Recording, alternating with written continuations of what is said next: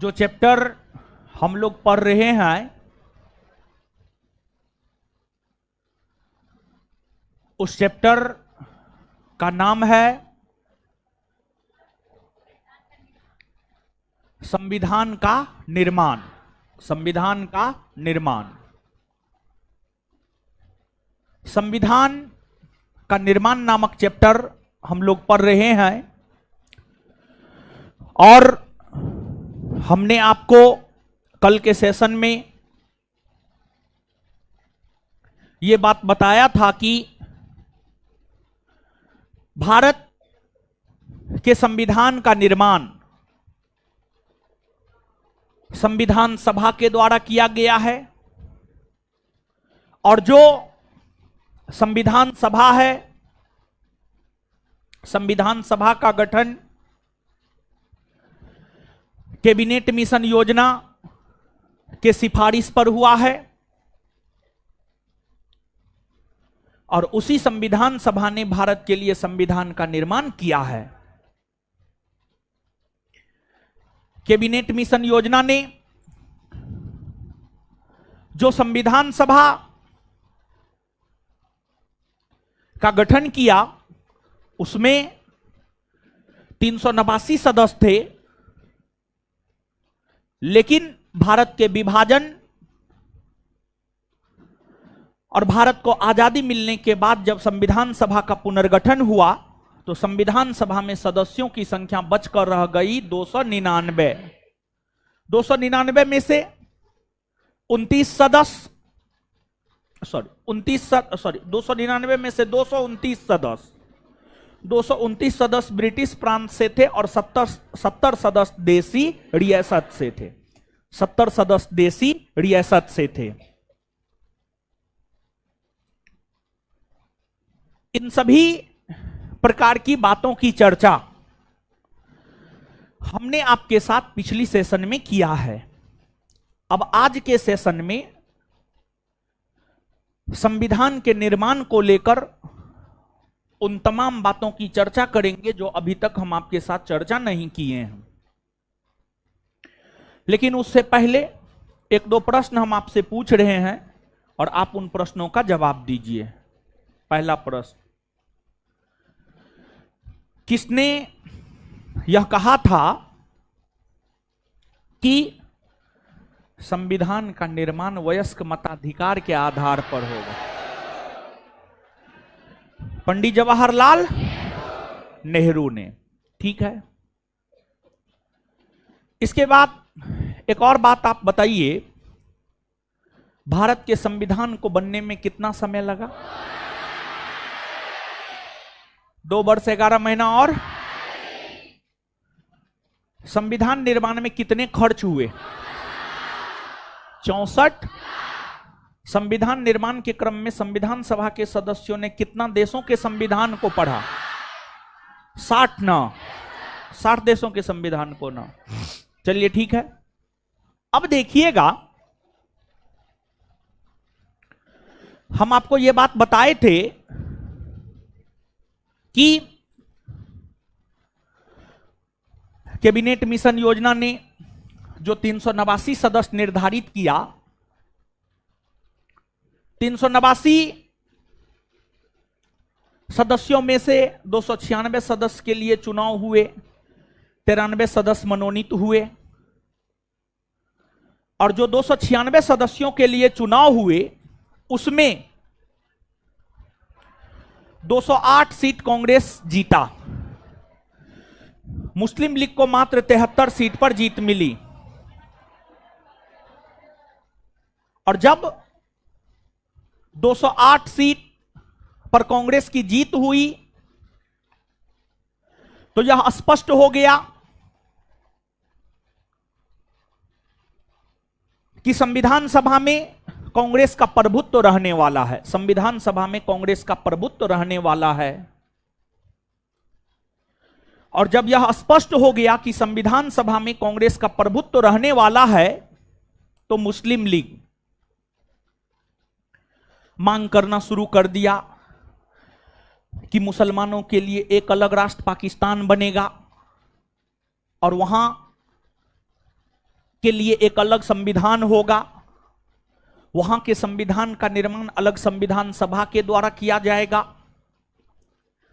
कुल मिलाकर के मुस्लिम लीग ने संविधान सभा का विरोध करना शुरू कर दिया। कुल मिलाकर के मुस्लिम लीग ने संविधान सभा का विरोध करना शुरू कर दिया, संविधान सभा का विरोध करना शुरू कर दिया।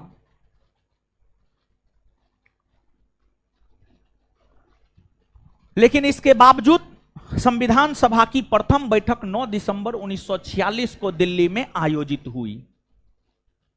यहीं से आगे हम लोगों को देखना है, यहीं से आगे हम लोगों को देखना है।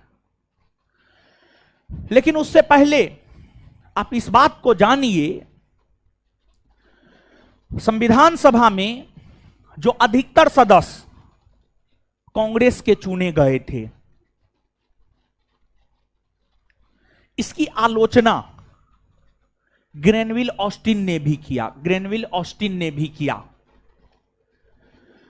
ग्रेनविल ऑस्टिन ने संविधान सभा को लेकर यह कहा कि यह एक दलीय देश का एक दलीय निकाय है। यह एक दलीय देश का एक दलीय निकाय है और सभा कांग्रेस है और कांग्रेस भारत है। संविधान सभा कांग्रेस है और कांग्रेस भारत है। देखिए, संविधान सभा में 296 में से 208 निर्वाचित सदस्य 208 निर्वाचित सदस्य कांग्रेस के थे। निर्वाचित सदस्य कांग्रेस के थे, मतलब संविधान सभा में कांग्रेसियों का बोलबाला था। इसकी आलोचना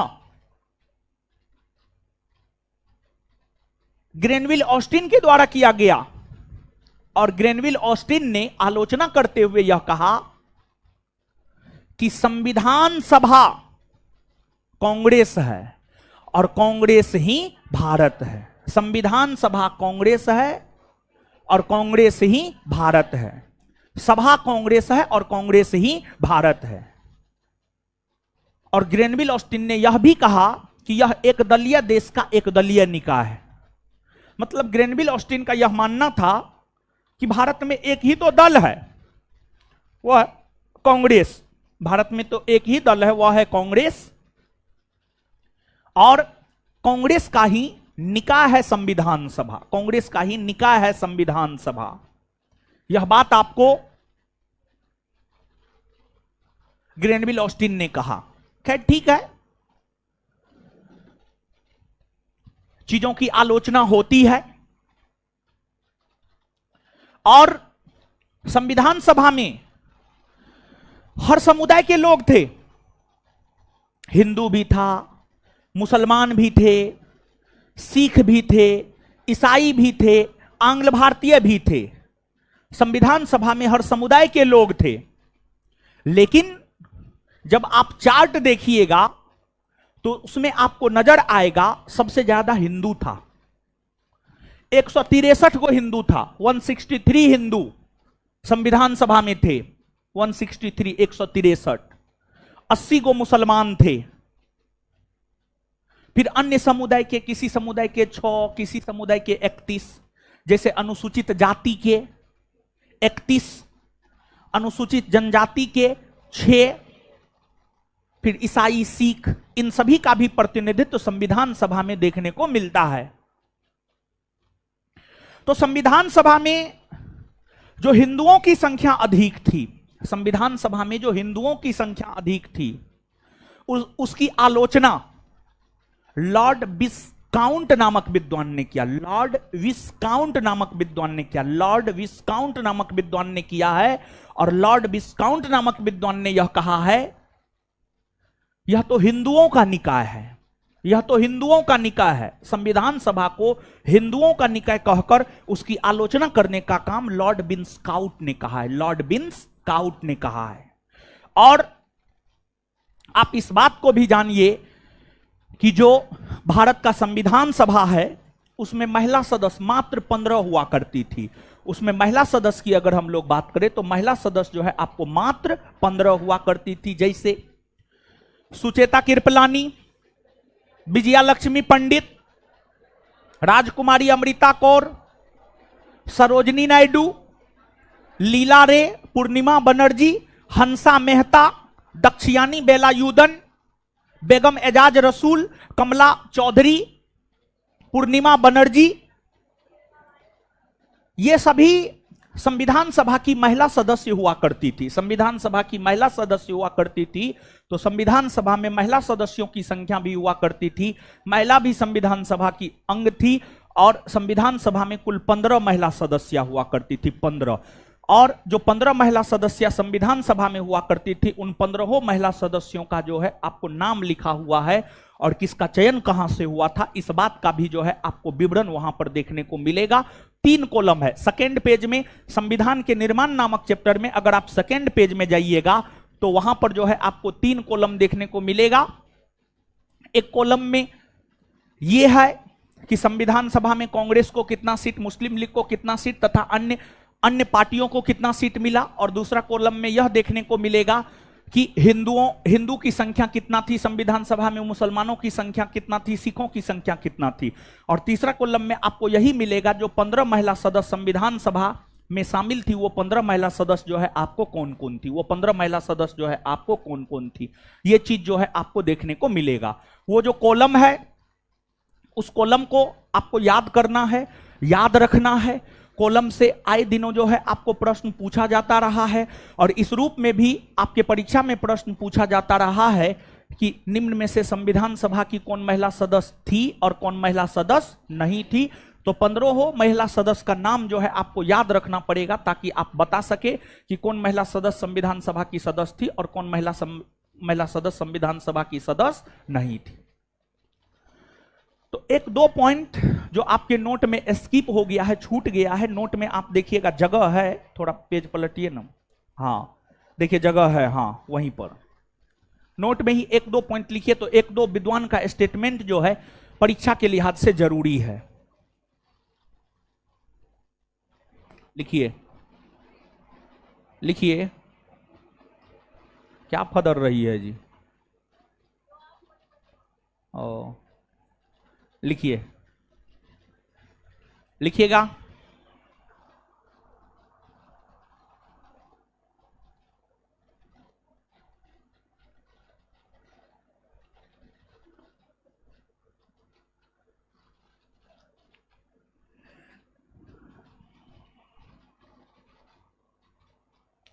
ग्रेनविल ऑस्टिन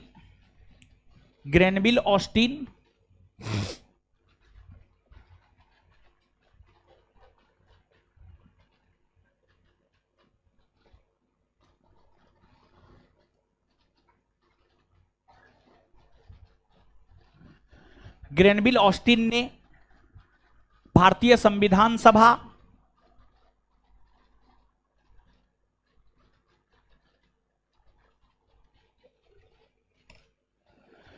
ग्रेनविल ऑस्टिन ने भारतीय संविधान सभा की आलोचना करते हुए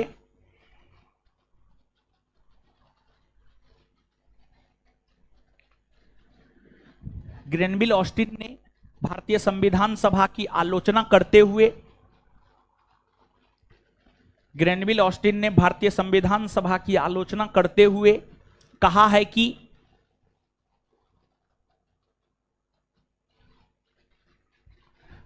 कि संविधान सभा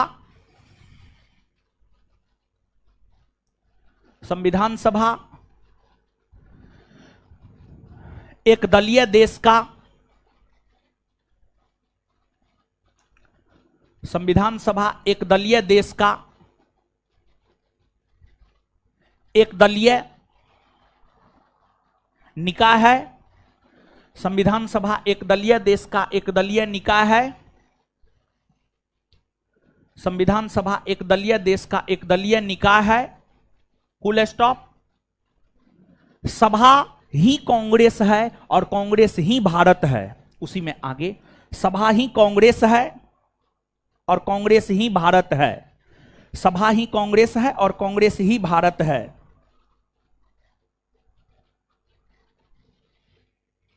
सभा ही कांग्रेस है और कांग्रेस ही भारत है।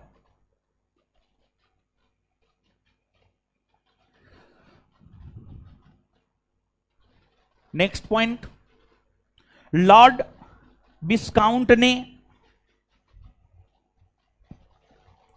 लॉर्ड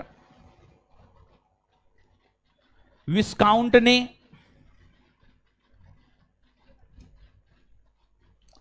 लॉर्ड विस्काउंट ने संविधान सभा को लॉर्ड विस्काउंट ने संविधान सभा को हिंदुओं का निकाय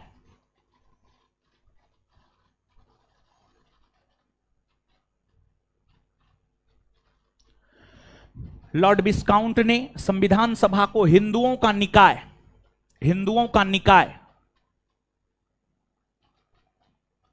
कहकर आलोचना की है। हिंदुओं का निकाय कहकर आलोचना की है।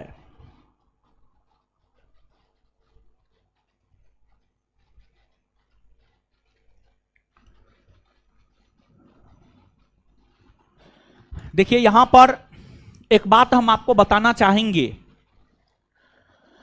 अगर आप एम लक्ष्मीकांत को पढ़ेंगे तो उसमें एक दो विद्वान का और स्टेटमेंट है, लेकिन आपके परीक्षा के लिहाज से देखिए एक बात क्या है पता है, एक बात यह है कि ठीक है हम लोग आपको जो कंटेंट देते हैं वो काफी ज्यादा है और वो सफिशिएंट भी है, ज्यादा भी है और वो सफिशिएंट भी है।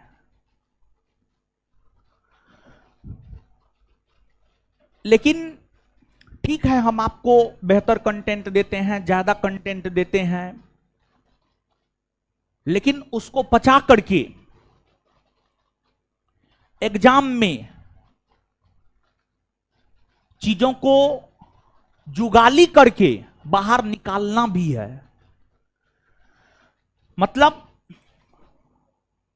हम आपको पूरा सब चीज पढ़ा लिखा करके समझा देते हैं, आपके दिमाग में चला जाता है, लेकिन समय आने पर दिमाग पर जोर डाल के उस चीज को बाहर भी निकालना है। दिमाग पर जोर डाल करके जो है उस चीज को बाहर भी निकालना है।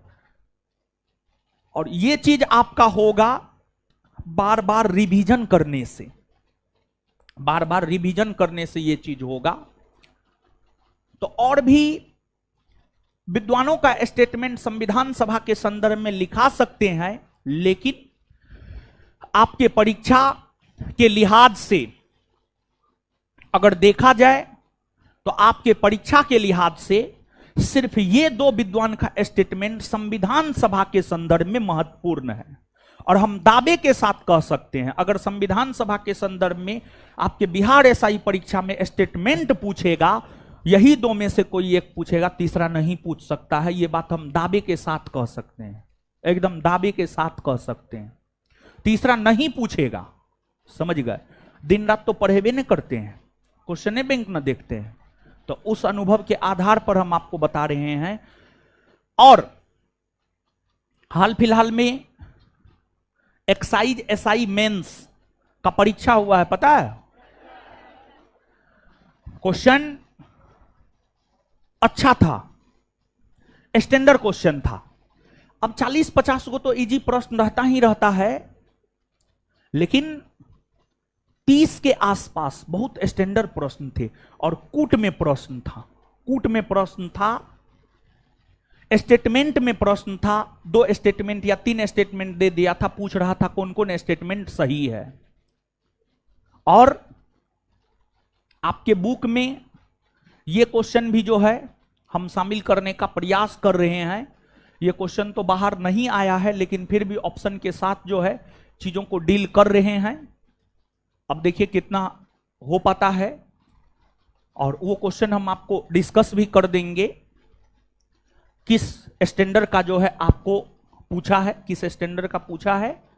थोड़ा पहले 1275 जो मेंस हुआ है, उस मेंस के एग्जाम के स्टैंडर्ड से ये जो 64 वाला मेंस हुआ है, इसका स्टैंडर्ड थोड़ा अच्छा था, इसका स्टैंडर्ड थोड़ा बेहतर था। तो परीक्षा है कब आसान प्रश्न पूछ दे और कब टफ प्रश्न पूछे कहना मुश्किल है। तो परीक्षा की अगर आप तैयारी कर रहे हैं, रणभूमि में अगर आप जा रहे हैं, तो हर तरीका से आपको प्रिपेयर्ड होकर के जाना पड़ेगा। आसान पूछा तो उसमें भी बना के आना है, और टफ पूछेगा तो उसमें भी बना के आना है। देखिए होता क्या है कि आपको मान लिया जाए कि हम पूरा स्टैंडर्ड लेवल का आपको पढ़ा दिए, क्वेश्चन आसान पूछ दिया, तो अब विद्यार्थी को लगता है इतना भारी भारी चीज पढ़ा दिया, आसानी पूछा, थोड़ा आसानी पढ़ाना चाहिए।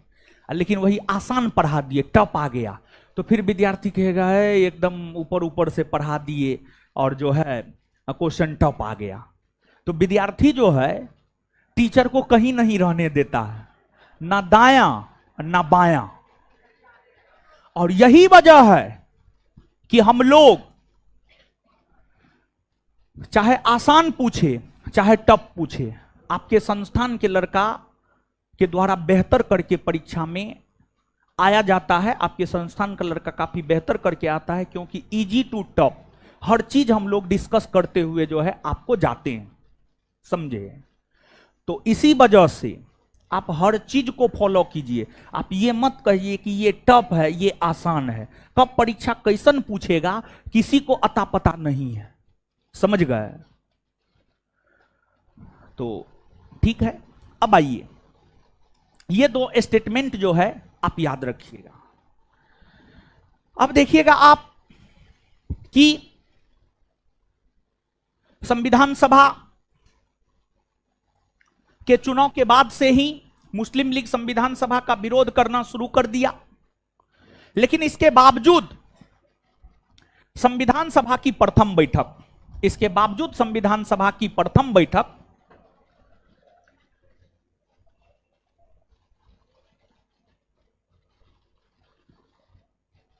9 दिसंबर 1946 को दिल्ली में आयोजित हुआ। 9 दिसंबर 1946 को संविधान सभा की जो प्रथम बैठक दिल्ली में आयोजित हुआ, इसमें 7th एडिशन के एम लक्ष्मीकांत के अनुसार, एकदम जो लेटेस्ट एम लक्ष्मीकांत का एडिशन आया है, पॉलिटी का 7वां एडिशन आया है, उसके अनुसार संविधान सभा की प्रथम बैठक में 207 सदस्य मौजूद हुए थे। 207 सदस्य मौजूद हुए थे। इस प्रथम बैठक में जो है आपको 207 सदस्य मौजूद हुए थे। कुछ बुक 208 सदस्य भी लिखता है, कुछ बुक 209 भी लिखता है, कुछ बुक 211 भी लिखता है। लेकिन एम लक्ष्मीकांत का जो 7th एडिशन है, मतलब एकदम लेटेस्ट एडिशन है, उसके अनुसार अगर आप जाएंगे तो संविधान सभा की जो प्रथम बैठक 9 दिसंबर 1946 को हुई, इसमें 207 सदस्य मौजूद थे। इसमें 207 सदस्य जो है आपको मौजूद थे। और 207 सदस्यों में 207 सदस्य मौजूद इसलिए थे क्योंकि मुस्लिम लीग तो बैठक का बहिष्कार कर दिया। मुस्लिम लीग की अगर आप बात करेंगे तो मुस्लिम लीग ने संविधान सभा की बैठक का बहिष्कार किया।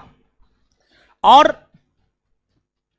हैदराबाद एक ऐसा देशी रियासत था जिसके प्रतिनिधि संविधान सभा में शामिल नहीं हुए थे।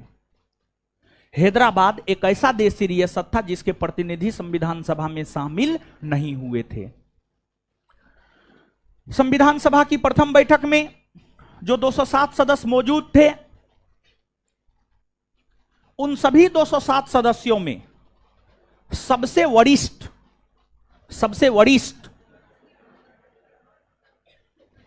सदस्य डॉक्टर सच्चिदानंद सिन्हा थे। डॉक्टर सच्चिदानंद सिन्हा थे। और इसी वजह से डॉक्टर सच्चिदानंद सिन्हा को 9 दिसंबर 1946 को संविधान सभा का अस्थायी अध्यक्ष चुना गया। संविधान सभा का अस्थायी अध्यक्ष चुना गया, यानी प्रोटेम स्पीकर चुना गया।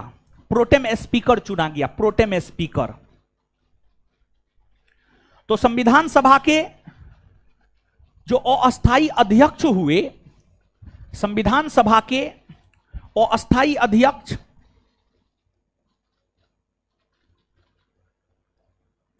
और अस्थाई अध्यक्ष आपको किसे चुना गया? तो डॉक्टर सच्चिदानंद सिन्हा।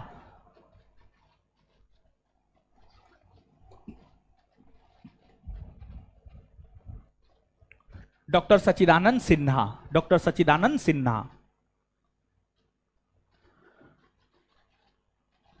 आगे चलकर 11 दिसंबर 1946 को, आगे चलकर 11 दिसंबर 1946 को संविधान सभा का अस्थाई अध्यक्ष डॉक्टर राजेंद्र प्रसाद को चुन लिया गया।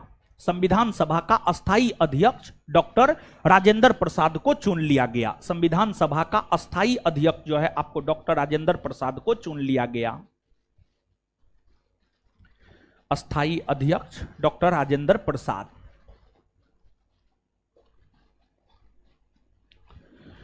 राजेंद्र प्रसाद संविधान सभा के अस्थाई अध्यक्ष थे और अध्यक्ष होने के कारण इन्होंने इतना अधिक बार संविधान निर्माण के क्रम में भारत के संविधान का पाठ किया, मतलब भारत के संविधान को इन्होंने इतना अधिक बार पढ़ा कि इन्हें संविधान लाइन बाय लाइन याद हो गया था। इन्हें संविधान लाइन बाय लाइन याद हो गया था। किस वजह से? तो बार बार इन्होंने संविधान का पाठ किया, बार बार इन्होंने पूरे संविधान को पढ़ा। यही वजह है कि डॉक्टर राजेंद्र प्रसाद को पूरा संविधान याद हो गया था।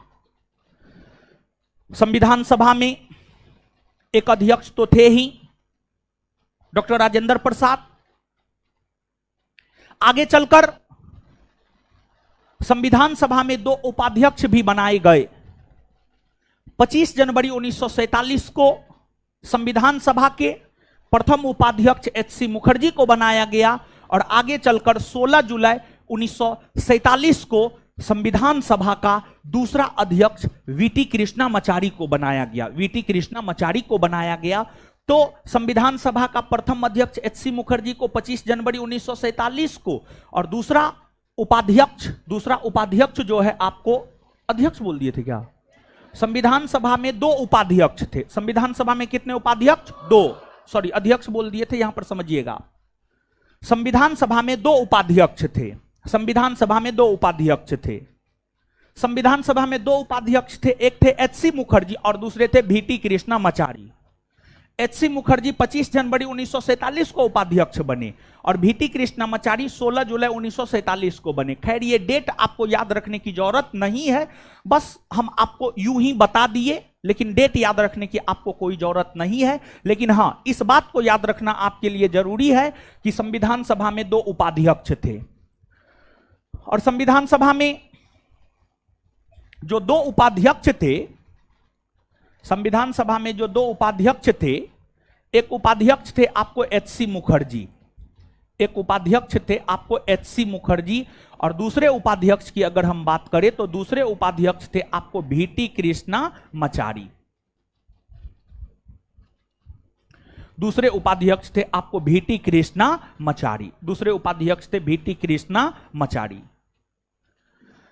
फिर आपको संविधान सभा ने अपना एक संवैधानिक सलाहकार भी बनाया और संविधान सभा के संवैधानिक सलाहकार बने थे, उनका नाम था आपको बी.एन. राव।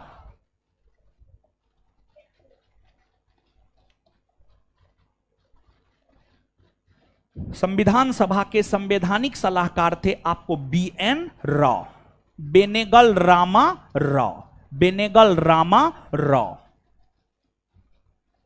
और देखिए आपको यहां पर थोड़ा विद्यार्थी को कंफ्यूजन होता है बी.एन. राव और बी.आर. अंबेडकर में। बी.एन. राव अलग है और बी.आर. अंबेडकर अलग है, दोनों अलग अलग हैं। बी.एन. राव संविधान सभा के संवैधानिक सलाहकार थे और डॉक्टर भीमराव अंबेडकर की अगर हम लोग बात करें तो ये प्रारूप समिति के अध्यक्ष थे। डॉक्टर भीमराव अंबेडकर प्रारूप समिति के अध्यक्ष थे। इसके बाद संविधान सभा ने अपने प्रतीक चिन्ह के रूप में हाथी को अपनाया। संविधान सभा ने अपने प्रतीक चिन्ह के रूप में हाथी को अपनाने का काम किया। और संविधान सभा में अध्यक्ष, उपाध्यक्ष और संवैधानिक सलाहकार के साथ साथ एक सचिव भी हुआ करता था। संविधान सभा में अध्यक्ष, उपाध्यक्ष के साथ साथ एक सचिव भी हुआ करता था। और संविधान सभा के सचिव हुआ करते थे HBR आयंगर। संविधान सभा के सचिव की अगर हम बात करें तो संविधान सभा के सचिव हुआ करते थे HBR आयंगर। HBR आयंगर संविधान सभा के सचिव हुआ करते थे। और संविधान सभा के जो मुख्य प्रारूपकार थे, मुख्य प्रारूपकार, अगर मुख्य प्रारूपकार की हम बात करें तो संविधान सभा के मुख्य प्रारूपकार थे LN मुखर्जी। LN मुखर्जी संविधान सभा के मुख्य प्रारूपकार थे। और जब भारत का संविधान बनकर तैयार हुआ तो उसे लिखने का काम प्रेम बिहारी नारायण रायजादा ने किया था। अर्थात संविधान सभा के सुलेखक, अंग्रेजी में कैलियोग्राफर, प्रेम बिहारी नारायण रायजादा थे। और जो भारत का मूल संविधान था, भारत के मूल संविधान की अगर हम बात करें तो भारत का मूल संविधान अंग्रेजी भाषा में लिखा गया था। भारत का जो मूल संविधान था वह आपको अंग्रेजी भाषा में लिखा गया था। बाद में जाकर उसका हिंदी अनुवाद किया गया और भारत के संविधान का हिंदी में अनुवाद करके उसको लिखने का काम किया था बसंत कृष्ण वेद ने। बसंत कृष्ण वेद ने। तो यहां पर एक इस बात को याद रखना आपके लिए आवश्यक है कि भारत का संविधान मूल तौर पर अंग्रेजी भाषा में लिखा गया था। और इसके सुलेखक या कैलियोग्राफर की अगर हम लोग बात करें तो इसके सुलेखक या कैलियोग्राफर थे आपको प्रेम बिहारी नारायण रायजादा। तो भारत के संविधान के जो कैलियोग्राफर थे उनका नाम था आपको प्रेम बिहारी नारायण रायजादा। प्रेम बिहारी नारायण रायजादा। और इसके बाद इसका हिंदी में जो रूपांतरण किया गया था, मतलब हिंदी में जो लिखने का काम किया गया था, वह आपको बसंत कृष्ण वेद्य। बसंत कृष्ण वेद्य समझ गए। तो ये सब फैक्ट है।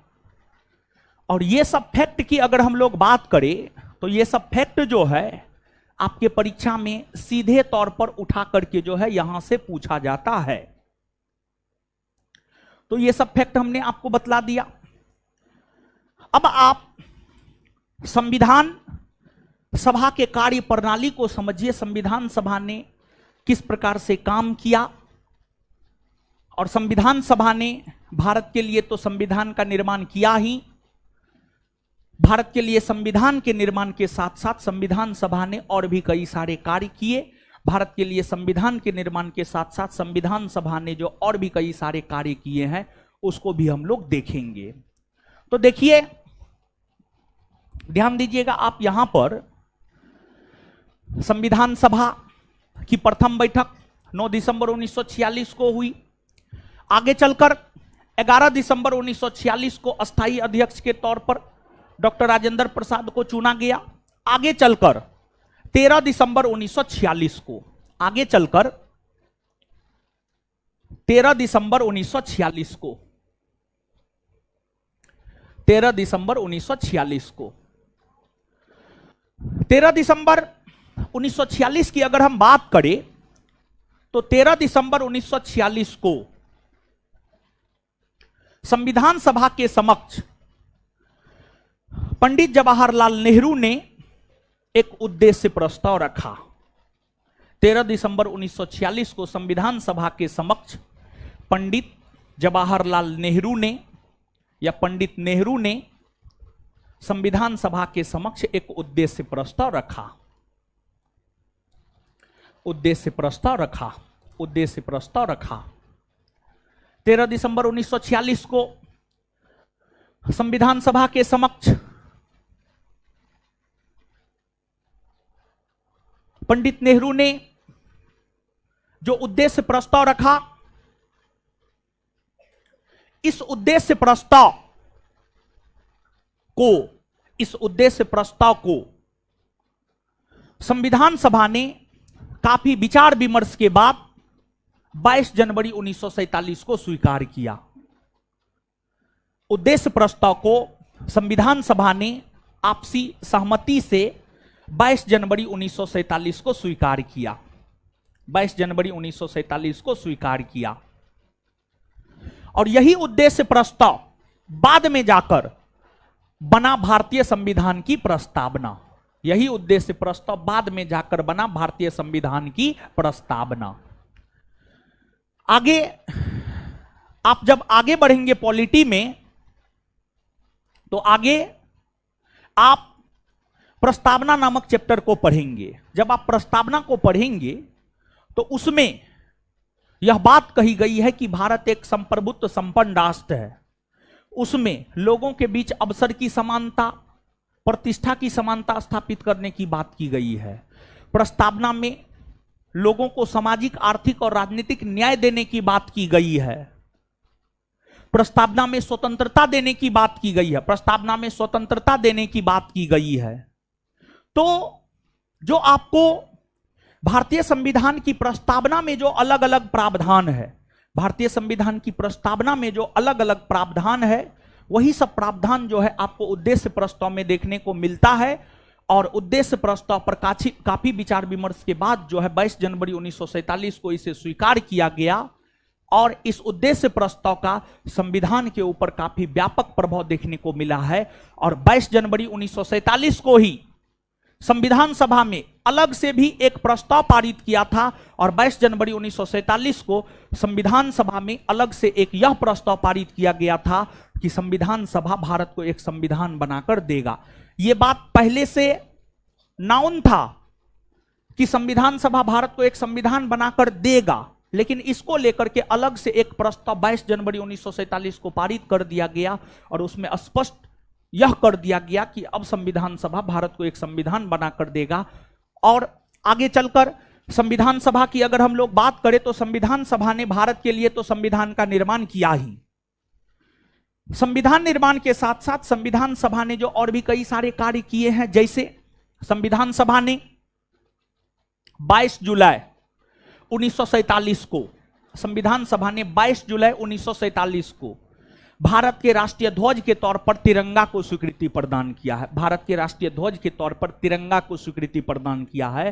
तो तिरंगा को भारत के राष्ट्रीय ध्वज के तौर पर स्वीकृति प्रदान करने का काम किया है संविधान सभा ने और 22 जुलाई 1947 को, 22 जुलाई 1947 को। और तब जब आगे 15 अगस्त 1947 को हमें आजादी मिली तो लाल किला के प्राचीर से हम भारतवासियों ने तिरंगा झंडा को फहराने का काम किया और तब से लेकर आज तक हम लोग तिरंगा झंडा को फहराते हुए आ रहे हैं विशेष अवसरों पर।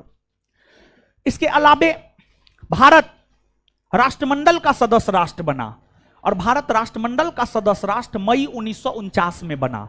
भारत राष्ट्रमंडल का सदस्य राष्ट्र जो है मई 1949 में बना और भारत राष्ट्रमंडल का सदस्य राष्ट्र जो मई 1949 में बना,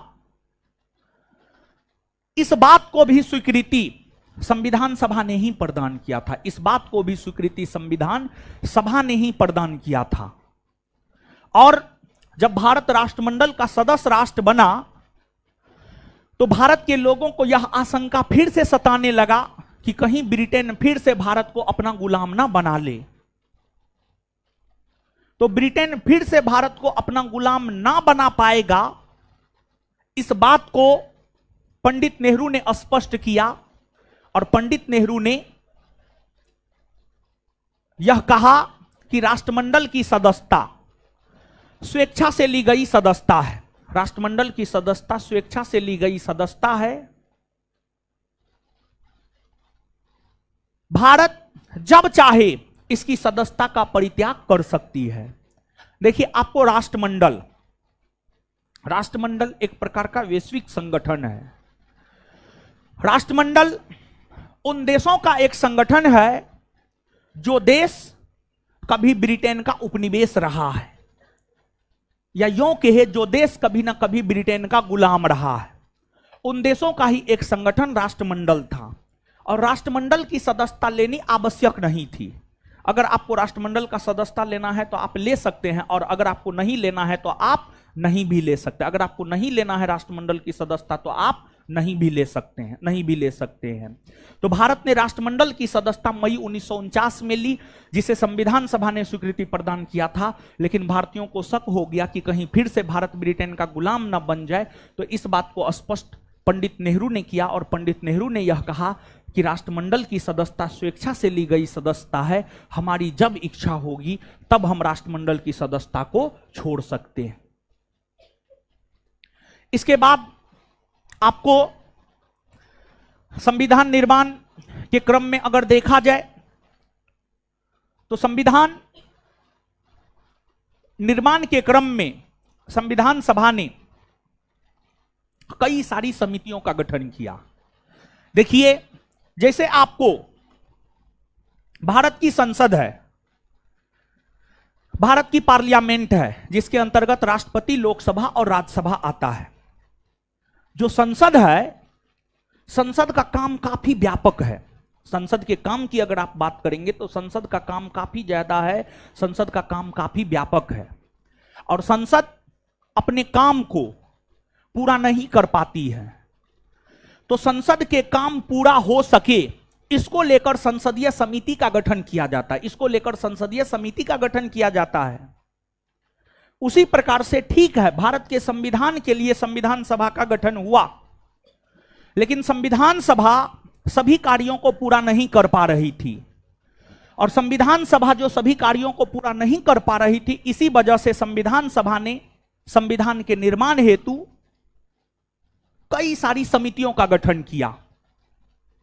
और संविधान सभा ने जो कई सारी समितियों का गठन किया, उसमें 8 बड़ी और 13 छोटी समिति का गठन किया गया। 8 गो बड़ी समिति और 13 गो छोटी समिति का गठन किया गया था। 8 गो बड़ी समिति और 13 गो छोटी समिति का गठन किया गया था। यहां से आगे हम लोग देखेंगे, क्योंकि हम देख पा रहे हैं बहुत लोग जो है अपना मजा मारना शुरू कर दिए हैं, समझे।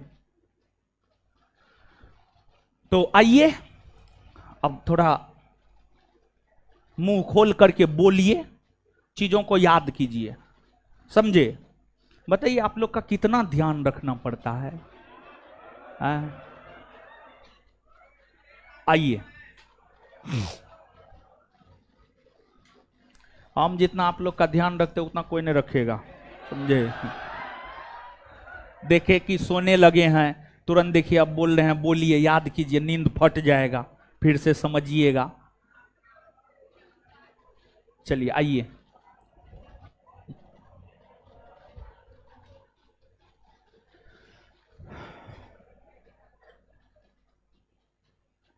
आइए याद करते हैं हीरो सब, आइए।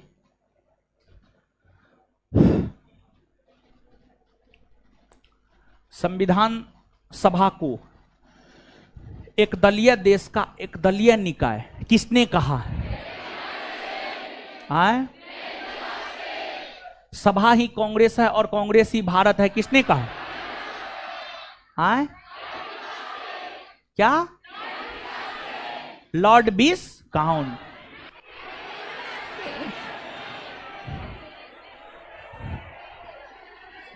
बताइए, हे भगवान,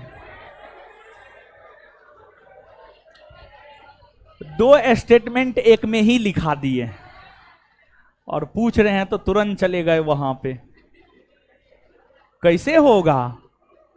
अभी तो समझाए हैं न, हो समझा करके न लिखाए हैं। हे भगवान, कौन कौन लॉर्ड विस्काउंट बोले थे? हाँ तो हाथ थोड़े खड़ा कीजिएगा। बहुत लोग बोले थे, आंसर आ रहा था, इसलिए हम भी बार बार पूछ रहे थे। कंफर्मेशन हमको भी चाहिए था कि मतलब एकदम जो है बिना सोचे समझे हो ना, ध्यान से क्वेश्चन को सुनिए तब जवाब दीजिए, समझे। बताइए, संविधान सभा को हिंदुओं का निकाय किसने कहा? संविधान सभा को हिंदुओं का निकाय किसने कहा? संविधान सभा की आलोचना करते हुए किसने यह कहा कि यह एक दलीय देश का एक दलीय निकाय है, सभा ही कांग्रेस है और कांग्रेस ही भारत है? ग्रेनविल। संविधान सभा की प्रथम बैठक कब हुई है? 9 दिसंबर 1900। कहां हुई है? कहां हुई है? क्या मुस्लिम लीग इस बैठक में भाग लिया था? आए? कितने सदस्य भाग लिए थे? इसके बाद आगे बताइएगा। 9 दिसंबर 1946 को संविधान सभा का अस्थायी अध्यक्ष किसे बनाया? किसे बनाया गया? डॉक्टर सच्चिदानंद। संविधान सभा का अस्थायी अध्यक्ष कौन बना? राजेंद्र। संविधान सभा में कितने उपाध्यक्ष? कितने उपाध्यक्ष? कौन कौन? एच.सी. मुखर्जी। और संविधान सभा के संवैधानिक सलाहकार कौन कौन थे? संवैधानिक सलाहकार। संविधान सभा के सचिव कौन थे? संविधान सभा के सचिव। संविधान सभा के मुख्य प्रारूपकार। मुख्य प्रारूपकार। संविधान के सुलेखक प्रेम बिहारी नारायण। और संविधान मूल तौर पर कौन भाषा में लिखा गया? इंग्लिश भाषा में ना। संविधान मूल तौर पर कौन भाषा में लिखा गया? इसको हिंदी में लिखने का काम किसने किया? किसने किया? पंडित नेहरू ने उद्देश्य प्रस्ताव संविधान सभा के समक्ष कब रखा? 13 दिसंबर 1900। पंडित नेहरू ने संविधान सभा के समक्ष उद्देश्य प्रस्ताव कब रखा? 13 दिसंबर 1946। इस उद्देश्य प्रस्ताव को संविधान सभा ने कब स्वीकृति प्रदान की? 22 जनवरी 1900। यही उद्देश्य प्रस्ताव बाद में जाकर क्या बना? भारतीय संविधान की। यही उद्देश्य प्रस्ताव बाद में जाकर क्या बना? भारतीय संविधान की प्रस्तावना बना। ठीक है, भारतीय संविधान की प्रस्तावना बना। और इसके बाद चलिए अब आगे आइए। अब देखिएगा संविधान सभा। अब समझिएगा। नींद फटा जी, जिसको नींद आ रहा था। अब आगे आइए। देखिए संविधान सभा। संविधान सभा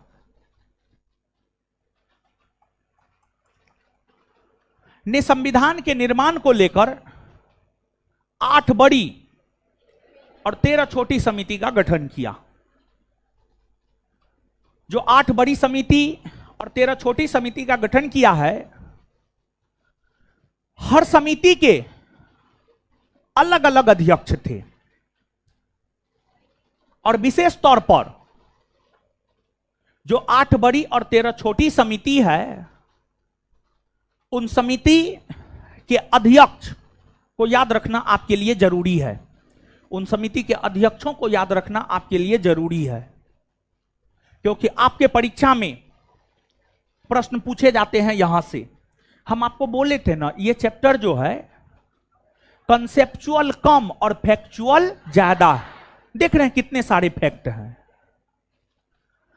तो आपको जो 8 बड़ी और 13 छोटी समिति के अध्यक्ष हैं, उन अध्यक्षों को याद रखना है। जैसे संघ संविधान समिति, जो हल्ला मत कीजिए, हल्ला मत कीजिए, हमको पता है कि आपके पास नोट है, समझे? हल्ला मत कीजिए, बताने दीजिए, फिर हल्ला कीजिएगा बाद में। बड़ी समितियों में संघ शक्ति समिति का नाम आता है,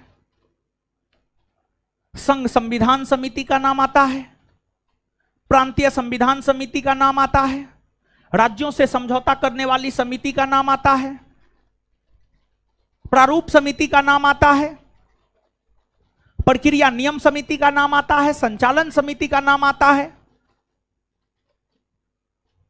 मौलिक अधिकार और अल्पसंख्यकों को लेकर गठित परामर्श समिति का नाम आता है। ये जो 8 समिति का हमने आपको नाम लिया है, ये 8 12 समिति, ये 8 जो है बड़ी समिति है, ये 8 बड़ी समिति है। और इन 8 बड़ी समितियों के अध्यक्षों की अगर हम लोग बात करें तो देखिए, संघ शक्ति समिति, संघ संविधान समिति और राज्यों से समझौता करने वाली समिति, ये तीनों समिति के अध्यक्ष है पंडित जवाहरलाल नेहरू। पंडित जवाहरलाल नेहरू। यहां पर विशेष तौर पर जो ध्यान देने वाली बात है, राज्यों से समझौता करने वाली समिति के अध्यक्ष कौन है, इस बात पर विशेष तौर पर ध्यान देने की जरूरत है। देखिए, हम लोगों के मन में यह होता है कि भारत देश का एकीकरण सरदार पटेल ने किया। इसी वजह से हम लोगों के दिमाग में यह होता है कि राज्यों से समझौता करने वाली समिति के अध्यक्ष होंगे सरदार पटेल, लेकिन ऐसी बात नहीं है। सरदार पटेल देशी रियासतों को भारत में मिलाने का काम किया। सरदार पटेल की अगर हम बात करें तो सरदार पटेल जो है देशी रियासतों का भारत में विलय करने का काम किया। देशी रियासतों का भारत में विलय करने का काम किया सरदार पटेल ने। सरदार पटेल ने। जबकि जो राज्यों से समझौता करने वाली समिति थी, राज्यों से समझौता करने वाली समिति के अध्यक्ष थे आपको पंडित जवाहरलाल नेहरू। राज्यों से समझौता करने का काम पंडित जवाहरलाल नेहरू के नेतृत्व में राज्यों से समझौता करने वाली समिति ने किया। तो इस बात को विशेष तौर पर ध्यान में रखना है। राज्यों से समझौता करने वाली समिति के अध्यक्ष थे आपको पंडित जवाहरलाल नेहरू। इसके अध्यक्ष सरदार वल्लभ भाई पटेल नहीं थे।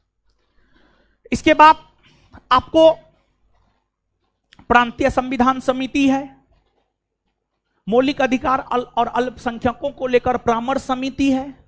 ये दोनों भी बड़ी समिति है। इन दोनों बड़ी समिति के अध्यक्ष है सरदार वल्लभ भाई पटेल। फिर आपको नियम प्रक्रिया समिति या प्रक्रिया नियम समिति और संचालन समिति, इन दोनों समितियों के अध्यक्ष आपको डॉक्टर राजेंद्र प्रसाद रहे हैं। फिर आपको अगला है प्रारूप समिति। और देखिए, भारतीय संविधान के निर्माण में जितनी भी समितियों का गठन हुआ, उन सभी समितियों में अगर देखा जाए तो उन सभी समितियों में संविधान निर्माण करने में जो सबसे महत्वपूर्ण समिति रही है वह रही है आपको प्रारूप समिति। संविधान निर्माण करने में जो सबसे महत्वपूर्ण समिति रही है वह रही है आपको प्रारूप समिति।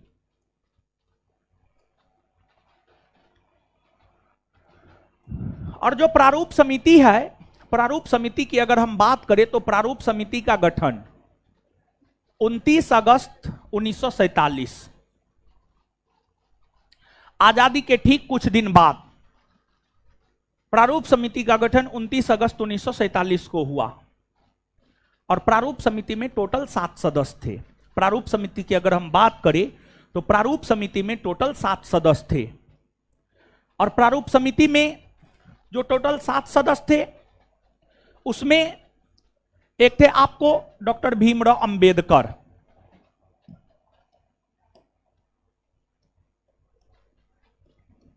भीमराव अंबेडकर ये प्रारूप समिति के अध्यक्ष थे। एक थे डॉक्टर भीमराव अंबेडकर और डॉक्टर भीमराव अंबेडकर प्रारूप समिति के अध्यक्ष थे। दूसरा आपको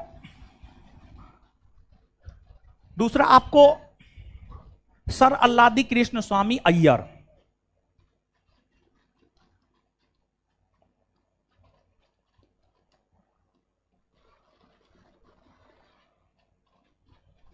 सर अल्लादी कृष्ण स्वामी अय्यर। तीसरे थे आपको एन गोपाल स्वामी आयंगर।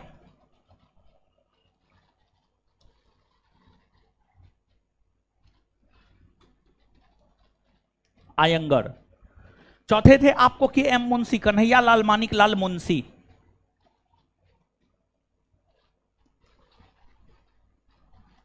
के एम मुंशी। फिर अगले सदस्य थे सैयद मोहम्मद सादू, सैयद मोहम्मद सादुतुल्ला। इसके बाद अगले सदस्य थे एन माधवराव, एन माधवराव ये बीएल मित्रा का स्थान लिए थे, बीएल मित्रा,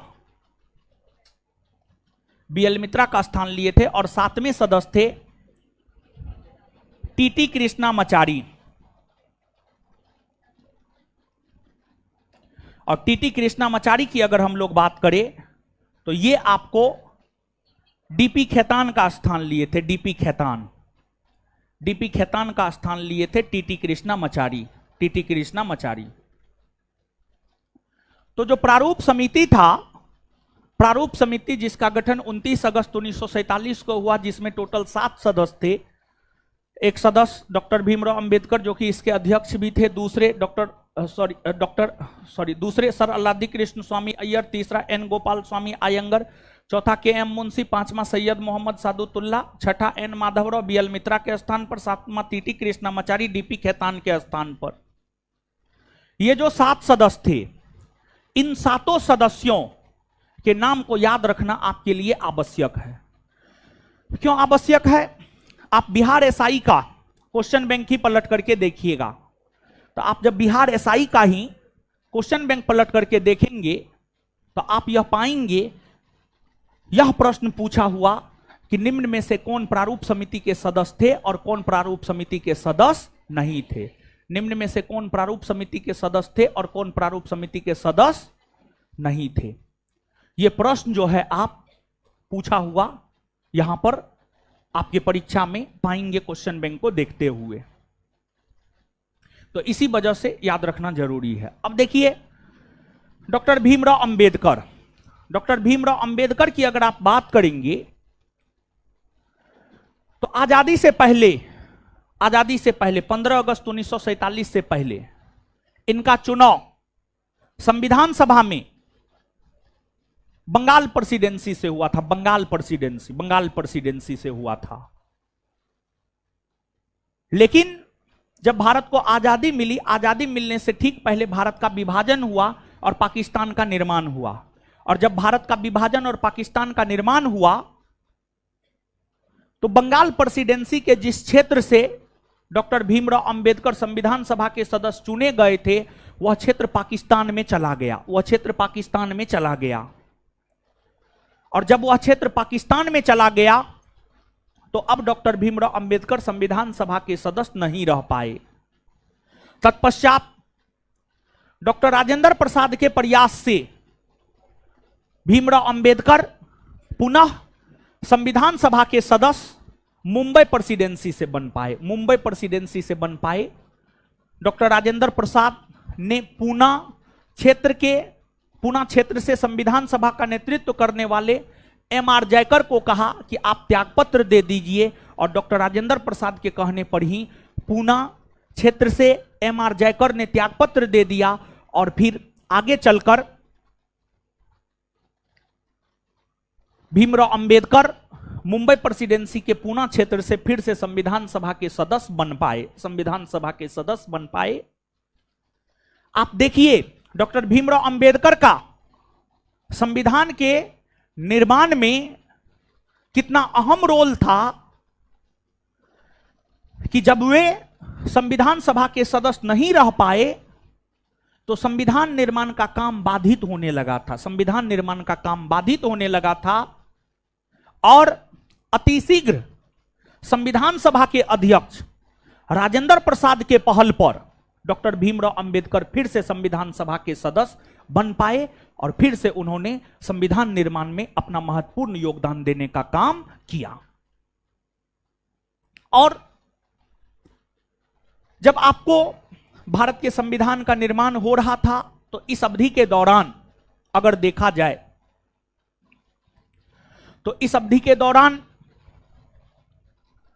संविधान सभा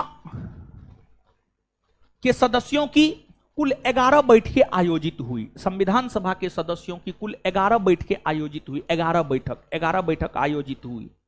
और भारत के संविधान के निर्माण के क्रम में ही महात्मा गांधी का निधन हो गया।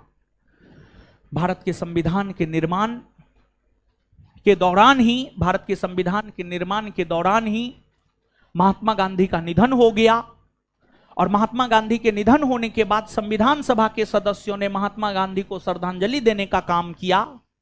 और संविधान सभा की जब 7वीं बैठक आयोजित हो रही थी, संविधान सभा की कुल 11 बैठक आयोजित हुई थी और उन 11 बैठकों में से जब संविधान सभा की 7वीं बैठक आयोजित हो रही थी, उस 7वीं बैठक के दौरान ही महात्मा गांधी को संविधान सभा के सदस्यों ने श्रद्धांजलि देने का काम किया। और 11 बैठक के अलावे संविधान को लेकर 3 वाचन हुए हैं। संविधान को लेकर 3 वाचन हुए हैं, जिसमें प्रथम वाचन की अगर आप बात करेंगे तो जो प्रथम वाचन है, 3 वाचन हुए हैं।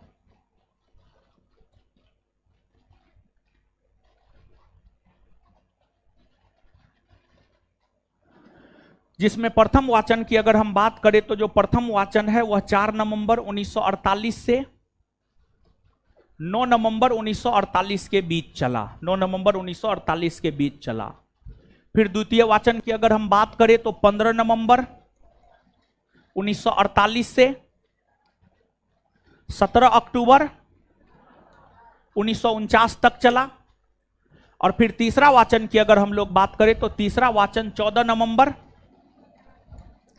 1949 से 26 नवंबर 1949। 26 नवंबर 1949 संविधान सभा के द्वारा संविधान को लेकर के यही 3 वाचन आयोजित किए गए। और तीसरे वाचन के दौरान 26 नवंबर 1949 को भारत का संविधान बनकर तैयार हो गया। 26 नवंबर 1949 को भारत का संविधान बनकर तैयार हो गया। और जब 26 नवंबर 1949 को भारत का संविधान बनकर तैयार हो गया, 26 नवंबर 1949 को भारत का संविधान बनकर तैयार हो गया, तो इस संविधान में उस समय अगर देखा जाए तो इस संविधान में उस समय मूल तौर पर 395 अनुच्छेद था। 395 अनुच्छेद था, 22 गो भाग था, 8 गो अनुसूची था। 8 गो अनुसूची था, समझिएगा, 8 गो अनुसूची था। 8 गो अनुसूची था। तो जो मूल संविधान था, मूल संविधान की अगर आप बात करेंगे तो मूल संविधान में 395 अनुच्छेद, 22 भाग और 8 अनुसूची हुआ करता था। जबकि वर्तमान के संविधान की अगर आप बात करेंगे तो वर्तमान के संविधान में 470 के आसपास अनुच्छेद है, 25 गो भाग है और 12 गो अनुसूची है। 25 गो भाग है और 12 गो अनुसूची है। जब भारत का संविधान 26 नवंबर 1949 को बनकर तैयार हो गया तो भारतीय संविधान में 395 अनुच्छेद था। उन 395 अनुच्छेदों में से 15 अनुच्छेद, 395 अनुच्छेद में से 15 अनुच्छेद, जैसे अनुच्छेद 5, अनुच्छेद 6, अनुच्छेद 7, 8, 9, 10, अनुच्छेद 60, अनुच्छेद 324, फिर अनुच्छेद 360, 366, 379, 380, 388, 391, 392, 393, ये तमाम ऐसे अनुच्छेद है जो 26 नवंबर 1949 को ही लागू कर दिया गया था। ये तमाम ऐसे अनुच्छेद है जो 26 नवंबर 1949 को ही लागू कर दिए गए थे। मतलब जो भारत का संविधान है, भारत का संविधान आंशिक तौर पर लागू 26 नवंबर 1949 को हुआ था। भारत का संविधान आंशिक तौर पर लागू जो है आपको 26 नवंबर 1949 को ही हो गया था। लेकिन आगे चलकर भारत का संविधान पूर्ण रूपेण लागू 26 जनवरी 1950 को हुआ। भारत का संविधान पूर्ण रूपेण लागू अगर देखा जाए तो पूर्ण रूपेण लागू हुआ है 26 जनवरी 1950। तो आखिरकार ऐसा क्या था, समझिएगा कि 26 नवंबर 1949 को जब संविधान बनकर तैयार हो गया तो इसे लागू 26 नवंबर 1949 को ही कर दिए जाने चाहिए। क्यों संविधान के मात्र 15 अनुच्छेद को लागू किया गया, बाद बाकी अनुच्छेद को नहीं लागू किया गया और पूरे के पूरे संविधान की अगर हम लोग बात करें तो पूरे के पूरे संविधान को लागू किया गया है 26 जनवरी 1950। 26 जनवरी 1950। 26 जनवरी को ही भारत का संविधान क्यों लागू हुआ है, इतिहास पढ़ाते हुए भी हम आपको बताए थे और यहां पर भी आप जान लीजिए। तो देख रहे हैं आधुनिक भारतीय इतिहास से जुड़े हुए बहुत सारे चीज यहां पर जो है आपको देखने को मिल रहे हैं और यही वजह है कि आधुनिक भारतीय इतिहास पढ़ाने के बाद पहले पॉलिटी ही शुरू किए ताकि चीजों को आप इंटरकनेक्ट कर सकें। देखिए आप सब लोग इस बात से अवगत हैं 1929 में कांग्रेस का वार्षिक अधिवेशन हुआ था आपको लाहौर में। बहुत देर से बेचारी सो रही थी।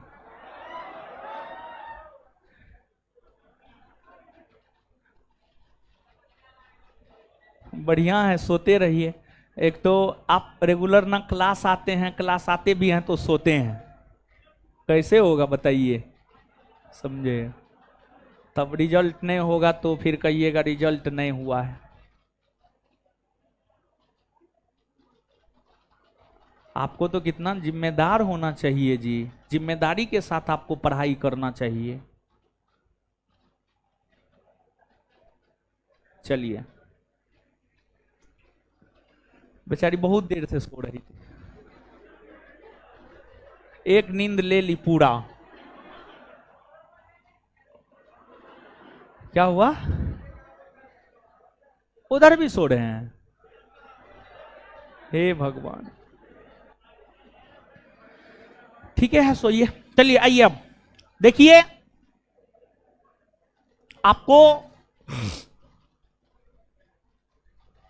आपको जो भारत का संविधान है, भारत के संविधान पूर्ण रूपेण लागू 26 जनवरी 1950 को हुआ है।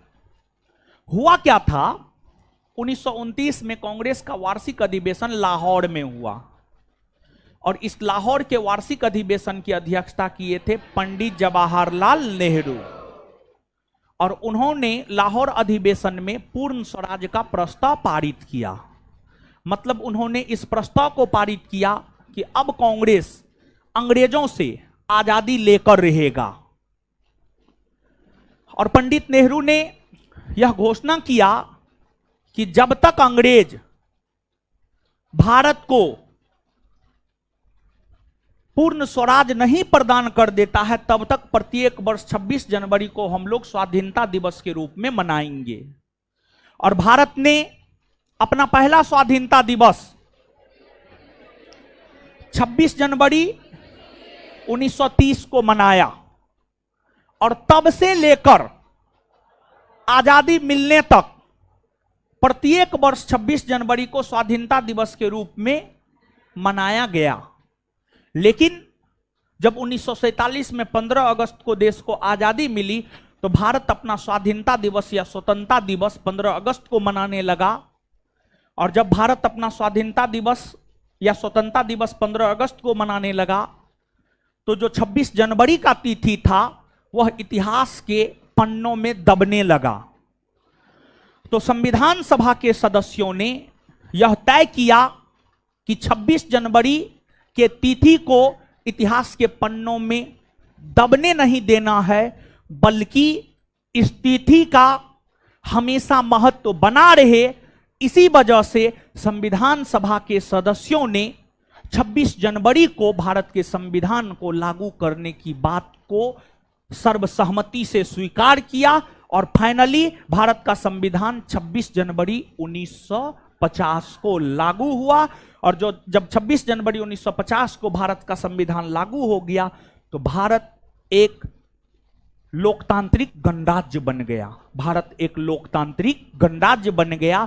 तो भारत लोकतांत्रिक गणराज्य 26 जनवरी 1950 को बना है। 26 जनवरी 1950 को बना है। और ठीक है, संविधान लागू 26 जनवरी 1950 को हुआ, लेकिन संविधान सभा की जो अंतिम बैठक है वह 24 जनवरी 1950 को हुई। और 24 जनवरी 1950 को जो अंतिम बैठक हुई, उस बैठक में कई सारे निर्णय लिए गए।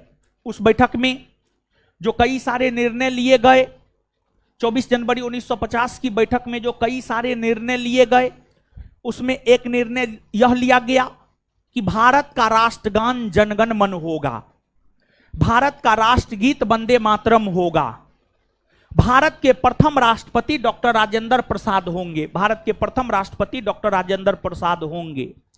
ये सभी के सभी निर्णय 24 जनवरी 1950 को ही लिए गए, 24 जनवरी 1950 को ही लिए गए। तो इस प्रकार संविधान सभा की अगर आप बात करेंगे तो संविधान सभा ने भारत के संविधान के निर्माण कार्य को पूरा करने का काम किया। और इसके बाद भी संविधान सभा कुछ वर्षों तक अस्तित्व में रहा। 1950 से लेकर 1952 तक, 1950 से लेकर 1952 तक संविधान सभा भारत के अंतरिम संसद के तौर पर काम किया, भारत के अंतरिम संसद के तौर पर काम किया। और फिर 1951-52 में लोकसभा का चुनाव हुआ और फिर 1952 ईस्वी में नई सरकार का गठन हो गया। और फिर जो सरकार बनी थी पंडित नेहरू के नेतृत्व में, पंडित नेहरू की नेतृत्व वाली सरकार देश में शासन प्रशासन को चलाने का काम करने लगी, देश में शासन प्रशासन को चलाने का काम करने लगी। समझ गए? तो यही है। अब जो है आपको करना क्या है, तो आपको सबसे पहले कुछ चीजों को हमारे साथ याद करना है। और कुछ चीजों को सबसे पहले आप मेरे साथ याद कीजिए और उसके बाद जो है फिर आप पढ़िएगा और एक आध गो पॉइंट जो है हम आपको और लिखाएंगे इसमें। लेकिन सबसे पहले आइए मेरे साथ आप याद कीजिए, समझे? आइए बोर्ड पे।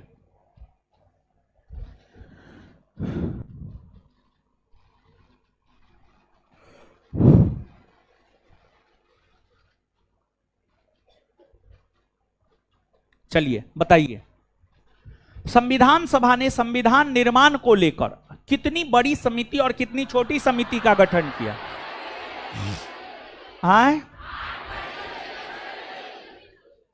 8 बड़ी और 13। संविधान सभा ने संविधान निर्माण को लेकर कितनी बड़ी और कितनी छोटी समिति का? 8 बड़ी और 13। चलिए ठीक है। संघ शक्ति समिति, संघ संविधान समिति, राज्यों से समझौता करने वाली समिति, इन तीनों समिति के अध्यक्ष कौन थे? जवाहरलाल। संघ शक्ति समिति, संघ संविधान समिति, राज्यों से समझौता करने वाली समिति के अध्यक्ष कौन थे? जवाहरलाल नेहरू। इसके बाद आगे बतलाइएगा, प्रांतीय संविधान समिति के अध्यक्ष कौन थे? सरदार वल्लभ भाई। प्रांतीय संविधान समिति के अध्यक्ष कौन थे? सरदार वल्लभ भाई पटेल। इसके बाद मौलिक अधिकार और अल्पसंख्यकों को लेकर गठित परामर्श समिति के अध्यक्ष कौन थे? सरदार वल्लभ भाई। सरदार वल्लभ भाई। संचालन समिति और प्रक्रिया नियम समिति के अध्यक्ष राजेंद्र। प्रारूप समिति के अध्यक्ष, प्रारूप समिति के अध्यक्ष, प्रारूप समिति का गठन कब हुआ है?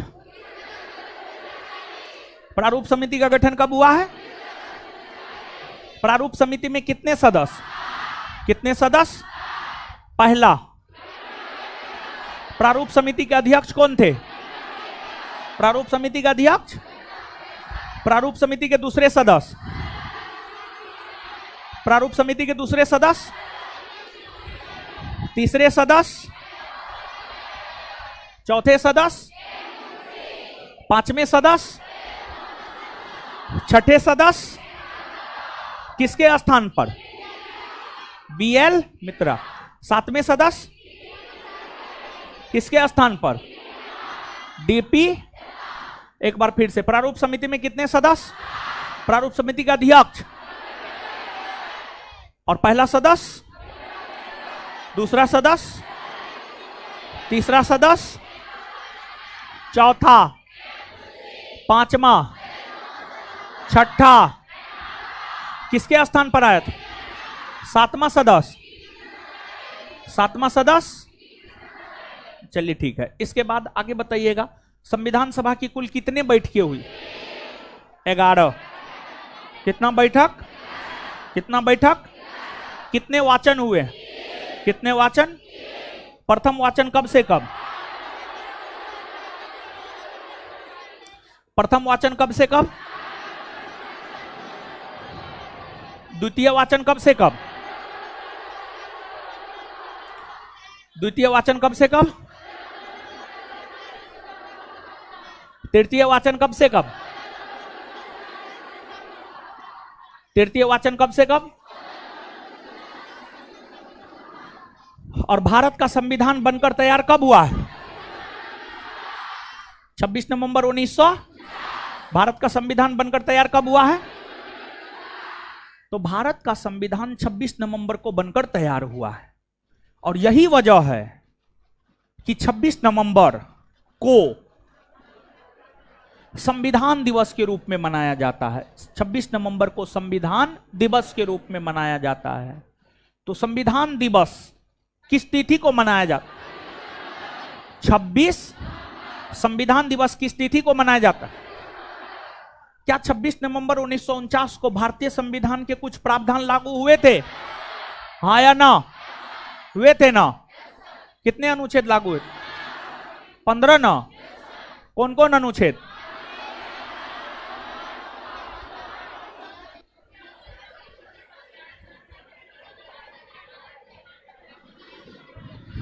आगे आइएगा।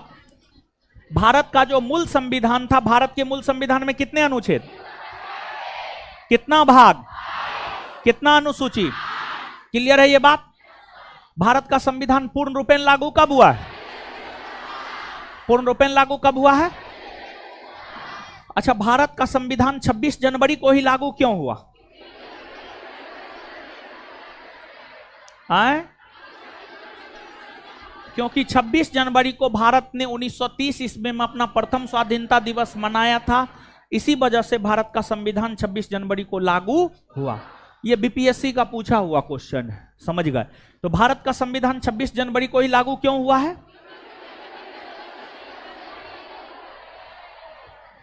संविधान सभा की अंतिम बैठक कब हुई है?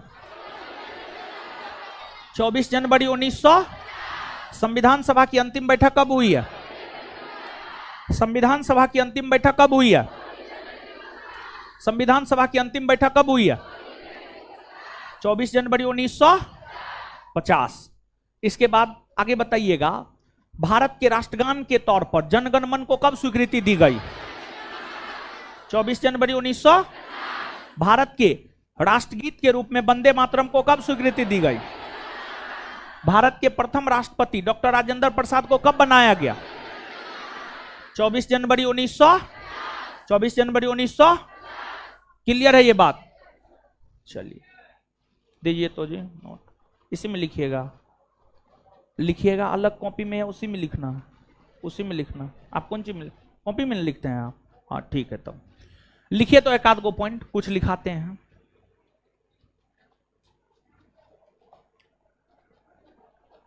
कितनों कुछ करते हैं, कुछ ना कुछ छूटिए जाता है, समझे? पागल हो जाएंगे हम, समझे? ऐसे में हम सोचे ई नोट में कुछ हो छूटने नहीं देंगे। कोई बात न है।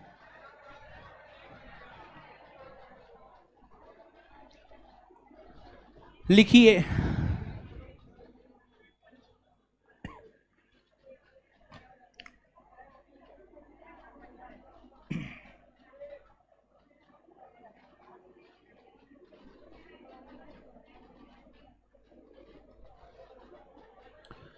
भारत के मूल संविधान को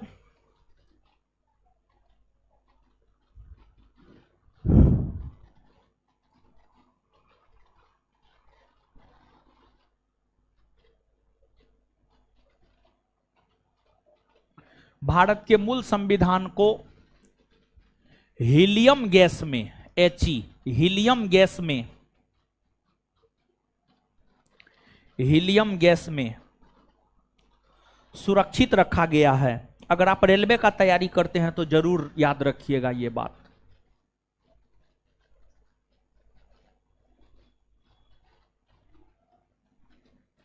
हीलियम गैस में सुरक्षित रखा गया है।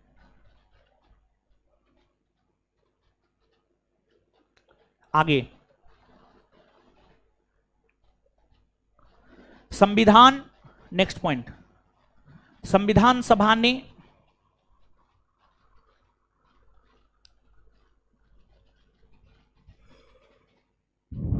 अपनी 7वीं बैठक के दौरान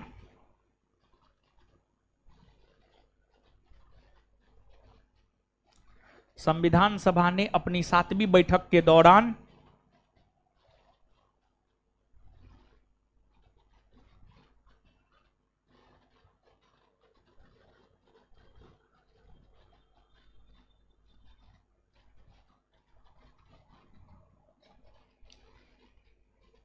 महात्मा गांधी को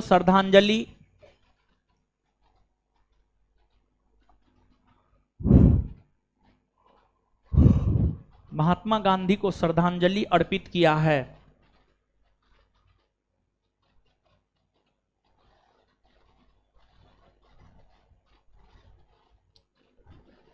नेक्स्ट पॉइंट,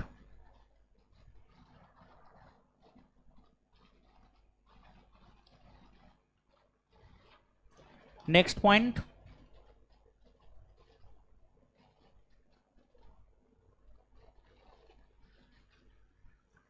भारत जब, नेक्स्ट पॉइंट, भारत जब राष्ट्रमंडल का सदस्य राष्ट्र बना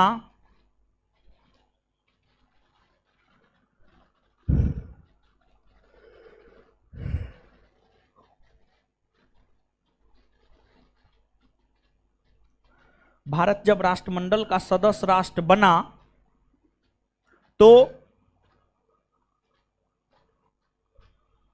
लोगों को यह आशंका होने लगा कि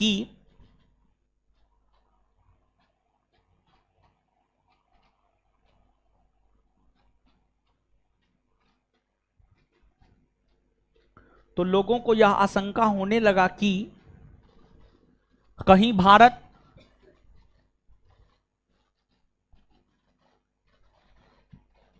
भारत फिर से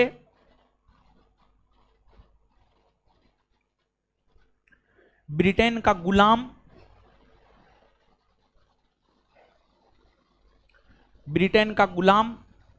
नहीं बन जाए,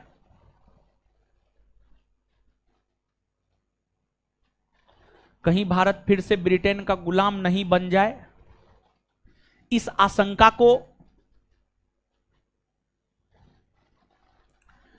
आशंका को दूर करते हुए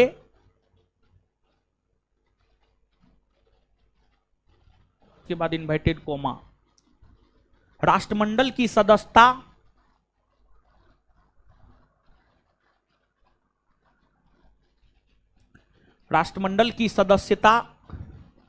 स्वेच्छा से ली गई।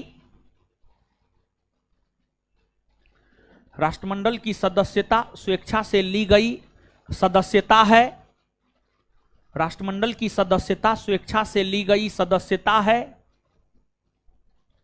भारत इसका परित्याग कभी भी कर सकता है। भारत इसका परित्याग कभी भी कर सकता है।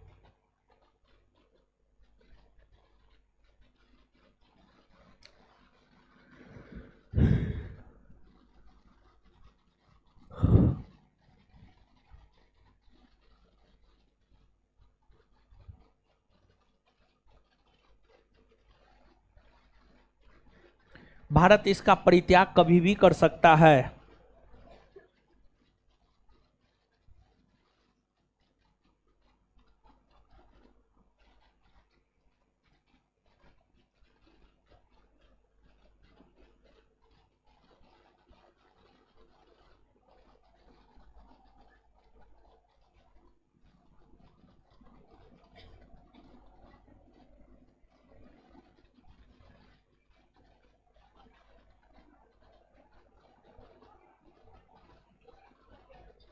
एक और पॉइंट लिखिए, संविधान के मुख्य प्रारूपकार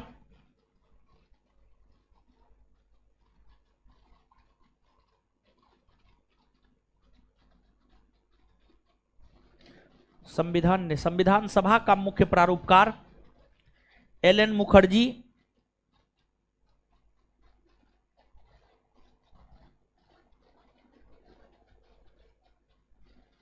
को बनाया गया था। एल.एन. मुखर्जी को बनाया गया था।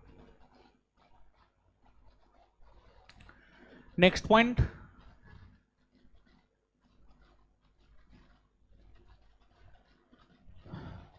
बाईस जनवरी 1947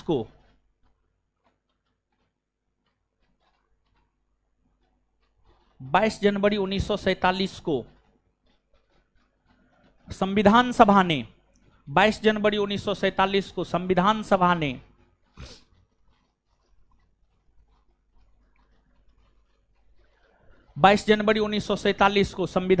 ने संविधान सभा ने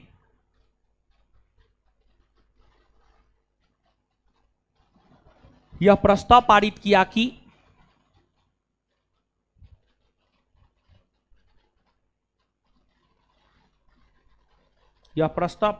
कि संविधान सभा भारत को एक संविधान बनाकर देगा। 22 जनवरी 1947 को संविधान सभा ने एक प्रस्ताव पारित किया कि संविधान सभा भारत को एक संविधान बनाकर देगा। संविधान सभा भारत को एक संविधान बनाकर देगा।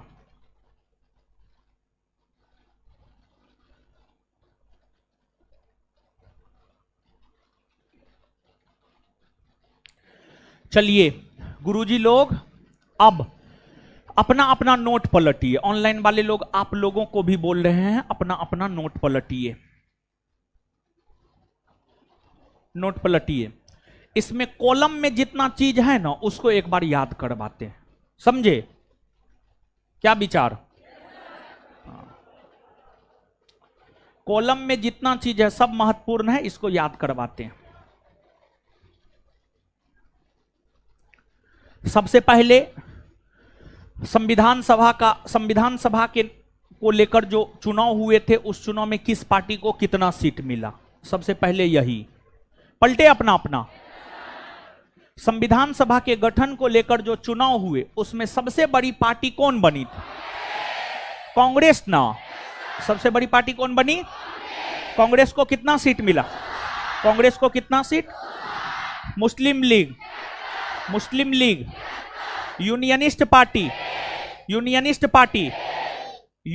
मुस्लिम पार्टी, यूनियनिस्ट शेड्यूल कास्ट, कृषक प्रजा पार्टी, शेड्यूल कास्ट फेडरेशन, सिख, कम्युनिस्ट पार्टी और स्वतंत्र कितने?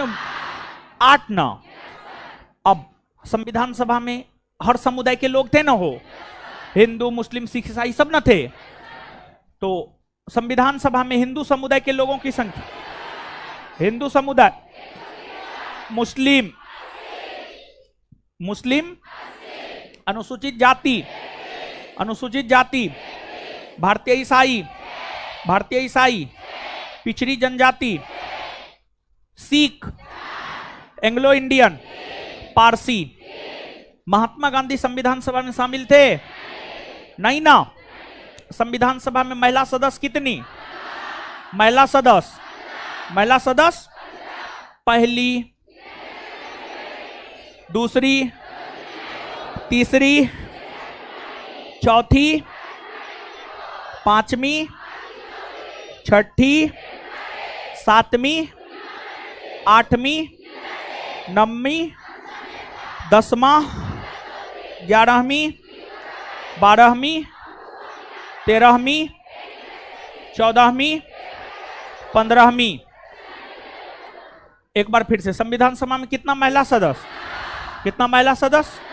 पहला नाम, दूसरा नाम, तीसरा नाम, चौथा, पांचवा, छठा, सातवां, आठवां, नौवां, 10वां, 11वां, 12वां, 13वां, 14वां, 15वां। चलिए अब आइए बड़ी और छोटी समिति के अध्यक्ष। ठीक है, आइए बतलाइए। संघ शक्ति समिति के अध्यक्ष, संघ शक्ति समिति के अध्यक्ष, संघीय संविधान समिति के अध्यक्ष, संघीय संविधान समिति का अध्यक्ष, प्रांतीय संविधान समिति का अध्यक्ष, प्रांतीय संविधान समिति का अध्यक्ष, प्रारूप समिति का अध्यक्ष, प्रारूप समिति का अध्यक्ष, मूल अधिकार एवं अल्पसंख्यकों संबंधी परामर्श समिति का अध्यक्ष, आए मूल अधिकार और अल्पसंख्यकों संबंधी परामर्श समिति का अध्यक्ष, मूल अधिकार उप समिति का अध्यक्ष, मूल अधिकार उप समिति का अध्यक्ष, अल्पसंख्यक उप समिति का अध्यक्ष, अल्पसंख्यक उप समिति का अध्यक्ष, प्रक्रिया नियम समिति का अध्यक्ष, प्रक्रिया नियम समिति, राज्यों से समझौता करने वाली समिति, राज्यों से समझौता करने वाली, संचालन समिति का अध्यक्ष, संचालन समिति का अध्यक्ष, सदन समिति का अध्यक्ष, सदन समिति का अध्यक्ष, सदन समिति का अध्यक्ष, कार्य संचालन समिति का अध्यक्ष, वित्त एवं कर्मचारी समिति का अध्यक्ष, राष्ट्रीय ध्वज संबंधी तदर्थ समिति का अध्यक्ष, राष्ट्रीय ध्वज संबंधी तदर्थ समिति का अध्यक्ष, प्रारूप संविधान की जांच के लिए विशेष समिति का अध्यक्ष, प्रारूप संविधान की जांच के लिए विशेष समिति, संविधान सभा के कार्यों के लिए समिति का अध्यक्ष, संविधान सभा के कार्यों के लिए समिति का अध्यक्ष, प्रतियायक समिति का अध्यक्ष, सर्वोच्च न्यायालय के लिए तदर्थ समिति का अध्यक्ष, भाषाई प्रांतीय आयोग के अध्यक्ष, भाषाई प्रांत आयोग के अध्यक्ष, मुख्य आयुक्तों के प्रांतों के लिए समिति, प्रेस दीर्घा समिति का अध्यक्ष, नागरिकता पर तदर्थ समिति का अध्यक्ष, संघीय संविधान के लिए वित्तीय प्रावधानों समिति। भारत के राष्ट्र ध्वज के तौर पर तिरंगा को कब स्वीकृति दी गई? कब स्वीकृति दी गई है? भारत राष्ट्रमंडल की सदस्यता कब लिया? भारत राष्ट्रमंडल की सदस्यता कब लिया? राष्ट्रगान को कब स्वीकृति दी गई? राष्ट्रगीत को कब स्वीकृति दी गई? राजेंद्र प्रसाद को भारत का प्रथम राष्ट्रपति कब चुना गया? क्लियर है? चलिए, इस प्रकार आपका चैप्टर नंबर 2 भी समाप्त हो गया। ठीक है, अब आगे जो है कल से चैप्टर नंबर 3 की शुरुआत करेंगे। भारतीय संविधान की विशेषता होगा चैप्टर नंबर 3, वही होगा। अब जो है चैप्टर 1 में आप लोगों को जो डाउट था वो डाउट हमको मिला है, समझे?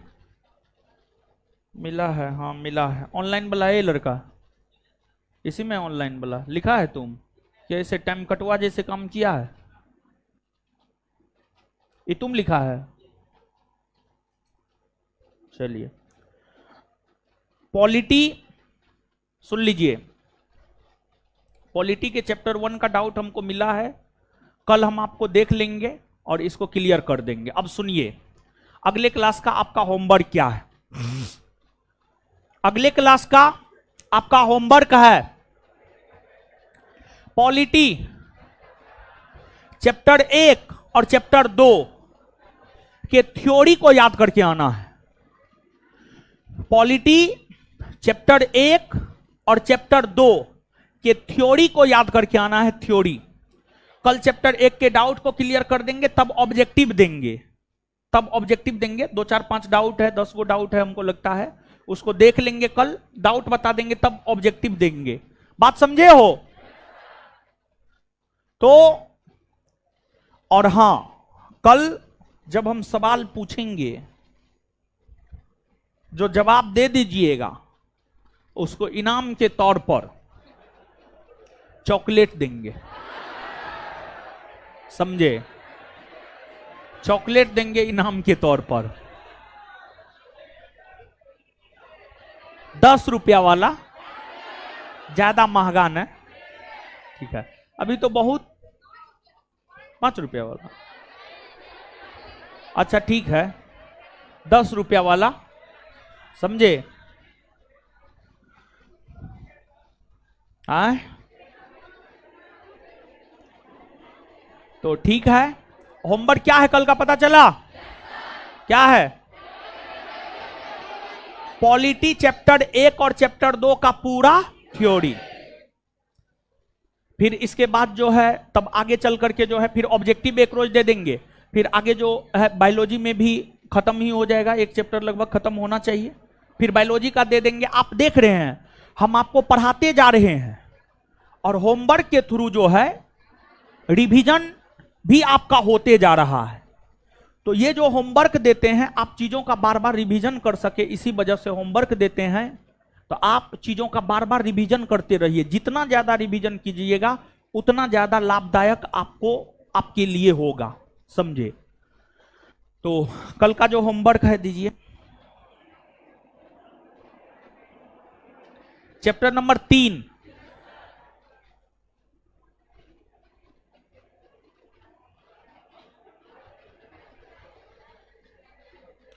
चलिए आज तो कुटाई होगा। चलिए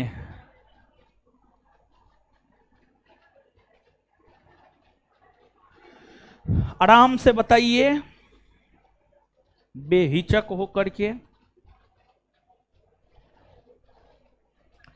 आर्थिक विकास की माप के लिए सबसे उपयुक्त सूचकांक है, बताइए। प्रति व्यक्ति, अपने मन से बोले, बैठ जाइए। ए चश्मा बोला, ए चश्मा खड़ा होइए उधर, व्हाइट टी शर्ट, हाँ जोर से बोलिएगा। इधर आ जाइए, आगे आइए।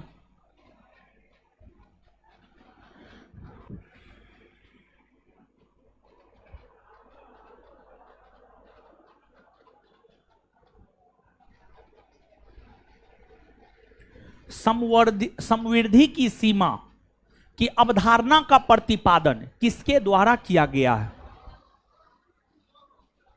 है? यूनेस्को, ब्रंटलैंड आयोग, agenda 21, club of Rome. Club of Rome, जाइए भागिए। चलिए ए लड़की, खड़ी होइए तो, हाँ खड़ी होइए।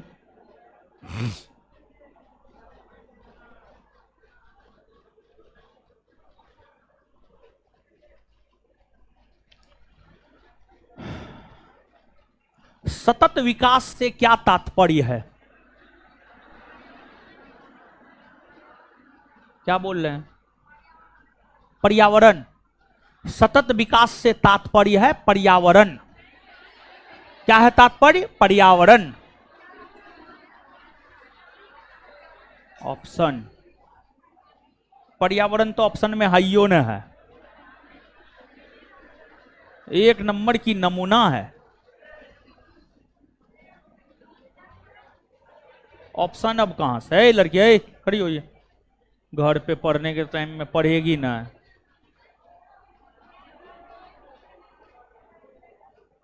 शांत रहिए।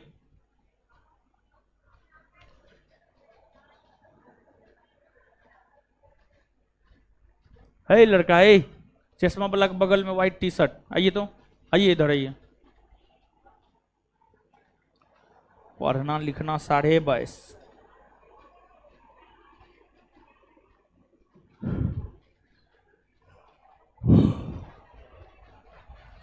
लड़की खड़ी होइए।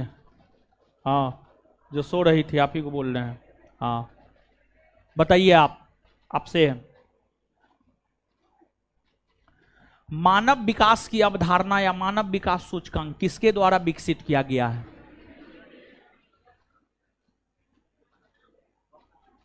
ऑप्शन न है। चलिए आप बताइए। राज्य स्तरीय मानव विकास रिपोर्ट जारी करने वाला प्रथम राज्य है? शांत रहिए।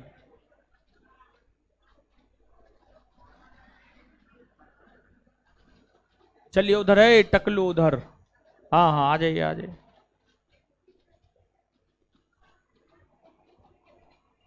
हाँ तो अब तो बोलबे नहीं कीजिएगा,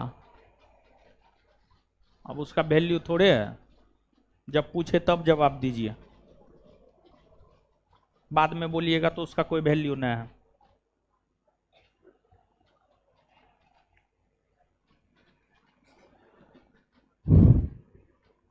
वर्ल्ड डेवलपमेंट रिपोर्ट का प्रकाशन कौन करता है?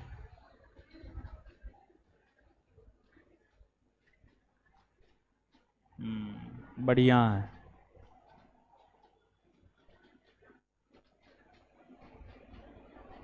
खड़ा होइए आप, बताइए। विश्व की पर्यावरण समस्याओं के अध्ययन हेतु संयुक्त राष्ट्र संघ ने किस वर्ष ब्रंटलैंड कमीशन नियुक्त किया है? बैठ जाइए।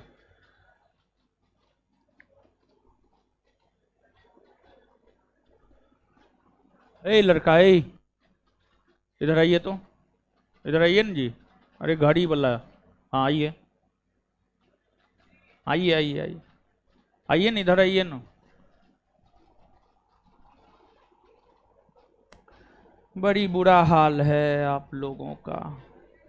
होमवर्क देकर पूछते हैं तब ये लोग को जो है नानी याद आता है। हम दादी याद तो सबको अभी दिला देंगे 2 मिनट में। इधर भी नहीं किसी खड़ा किए थे जी, जवाब दे दी थी वो। नहीं वो है वो, हाँ यहाँ है। आइए जल्दी आइए ना जी, एकदम पैर में मेहंदी लगा के आते हैं।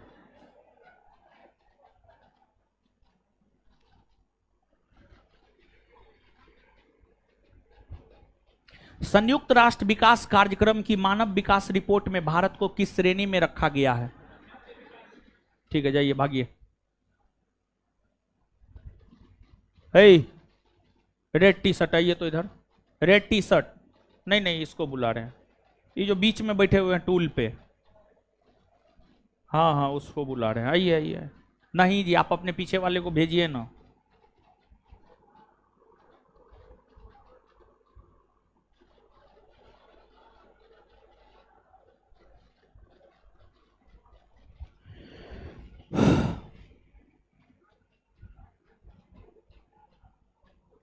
वर्ल्ड इकोनॉमिक आउटलुक का प्रकाशन कौन सा संगठन करता है? ठीक है, रहिए खड़ा यहां पे। हे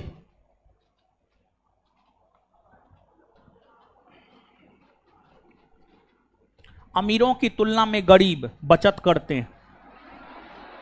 आए बैठ जाइए।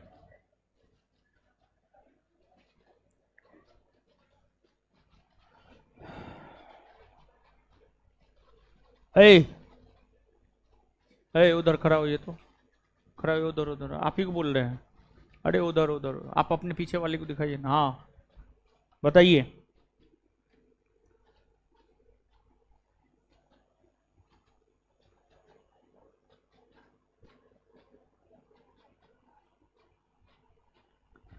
आर्थिक विकास का आधारभूत आवश्यकता प्रत्यागम का प्रतिपादन विश्व बैंक द्वारा किस वर्ष किया गया?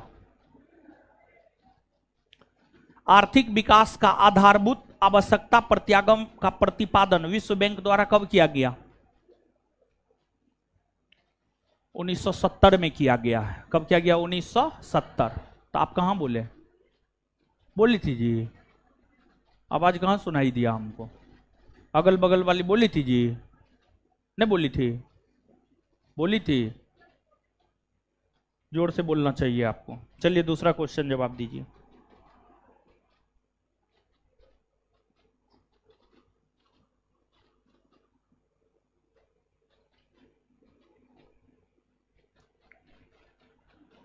वैश्विक शांति सूचकांक किस संस्था द्वारा जारी किया जाता है? आंसर ऑप्शन सुनिए।